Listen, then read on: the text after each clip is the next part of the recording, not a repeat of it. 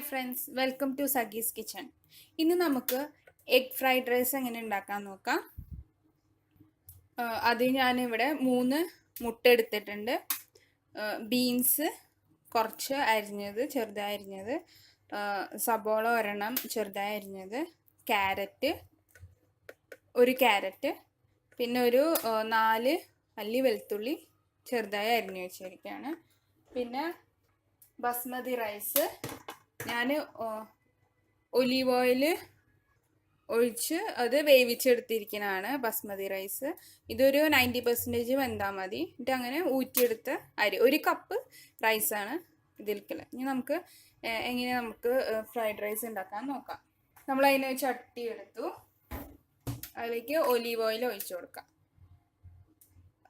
ഇപ്പോൾ olive oil ഇല്ലെങ്കിൽ വേറെ കുക്കിംഗ് ഓയിലോ ഒക്കെ ഒഴിച്ചു കൊടുക്കാം. ഒലീവ് ഓയിൽ ഒഴിച്ചു. നമുക്ക് ഇതിലത്തെ ഓരോന്ന് ചേർത്ത് കൊടുക്കാം. വെളുത്തുള്ളി ഇട്ട് കൊടുക്കാം,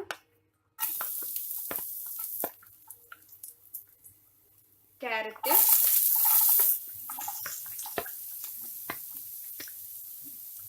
സവോള, ബീൻസ് എല്ലാം ഒന്ന് നന്നായി സോട്ട് ചെയ്ത് എടുക്കാം. ഇതിലേക്ക് ഞാൻ ഗ്രീൻ പീൻസ് വേവിച്ചെടുത്താണ്. കുറച്ച് ഉപ്പിട്ടിട്ട് ജസ്റ്റ് വേവിച്ചെടുത്ത് അതൊന്ന് ചേർത്ത് കൊടുക്കാം.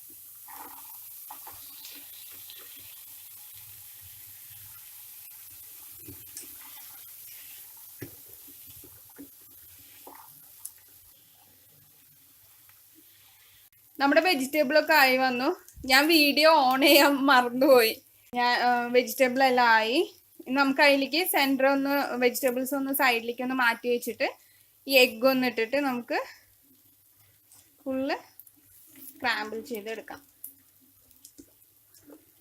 ഇതിലേക്ക് നമുക്ക് കുറച്ച് ഉപ്പും കുരുമുളക് പൊടി ഇട്ട് കൊടുക്കാം. വെജിറ്റബിളിൽ ഉപ്പ് ഇട്ടിട്ടില്ല കേട്ടോ. നമുക്ക് ഇനി മുട്ടയിലേക്കുള്ള ഉപ്പും കുരുമുളക് പൊടിയും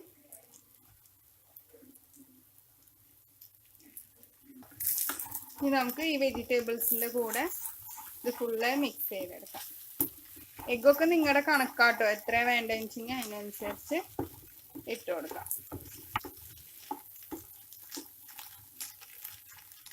ഇനി ഇതിലേക്ക് 1 ടേബിൾ സ്പൂൺ വിനീഗർ ഒഴിച്ച് കൊടുക്കാം.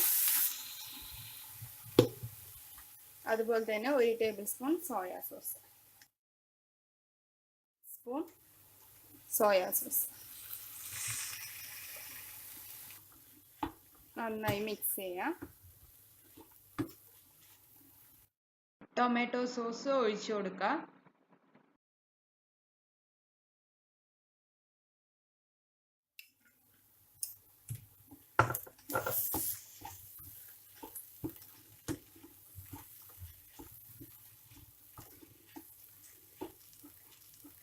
നമുക്ക് ഇതിലേക്ക് ചോറിലേക്കും ആവശ്യമുള്ള പെപ്പർ, എരിവിനനുസരിച്ചുള്ള പെപ്പർ ചേർത്ത് കൊടുക്കാം കേട്ടോ. ചോറ് ഉപ്പിട്ടിട്ടല്ല വേവിച്ചിട്ടുള്ളത്. അപ്പോൾ ഉപ്പിട്ട് വേവിക്കാന്ന് വെച്ചാൽ അതിനനുസരിച്ചുള്ള ഉപ്പ് ചേർത്ത് കൊടുക്കാം.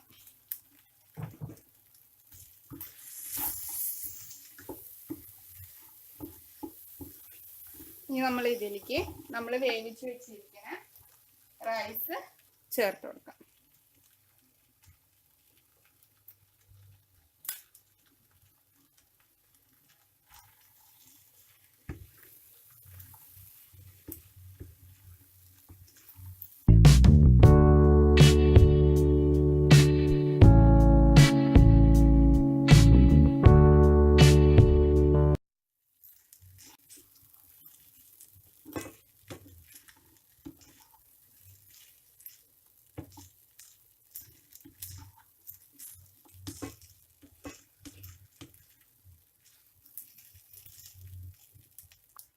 നമ്മുടെ ഫ്രൈഡ് റൈസ് റെഡി ആയിട്ടുണ്ട്. ഇതിൻ്റെ മുകളിലൊന്ന് നമുക്ക് ഗാർണിഷ് ചെയ്യാൻ വേണ്ടിയിട്ട് മല്ലിയില ഇട്ട് കൊടുക്കാം. നമുക്ക് മല്ലിയില ഇട്ട് കൊടുക്കാം. മല്ലിയില ഓപ്ഷണലാണ്. ഇത്